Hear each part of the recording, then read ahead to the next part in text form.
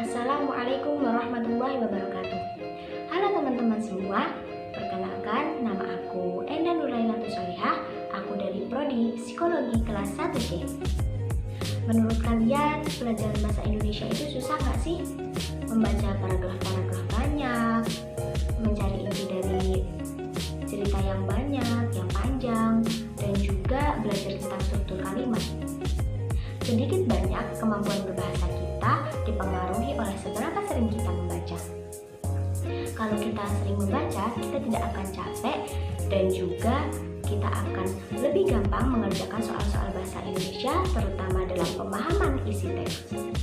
Menurut kalian, membaca secara rutin itu penting nggak sih? Apa iya kalian belajar membaca atau sering-sering membaca hanya pada saat ujian aja, biar kalian bisa mengerjakan soal-soal? Membaca itu penting loh, tidak hanya pada saat kalian ingin ujian atau mengerjakan soal, tapi seharusnya membaca kalian jadikan kebiasaan yang tidak bisa lepas dari kebiasaan kita sehari-hari. Kita jadi lebih tahu banyak hal di dunia ini lewat membaca.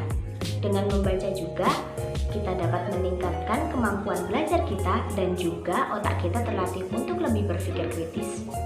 Tapi kita membaca jangan cuma sekedar membaca tulisannya aja ya.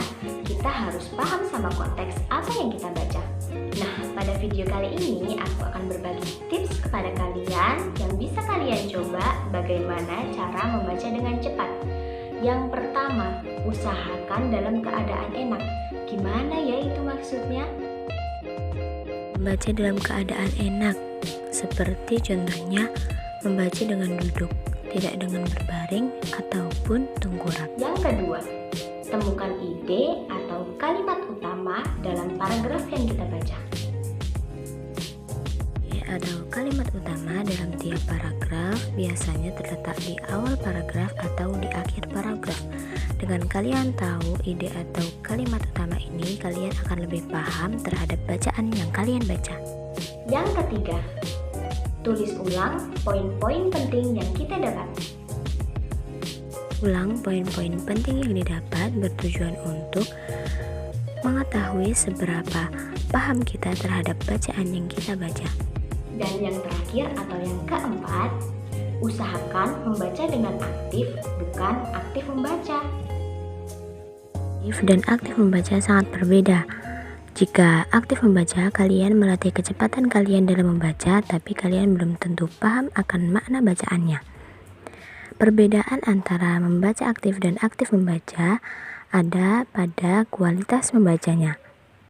Nah, tadi adalah tips-tips bagaimana cara membaca dengan cepat yang bisa kalian coba ya. Nah, sekian video dari saya. Kurang lebihnya mohon maaf. Semoga video ini bermanfaat.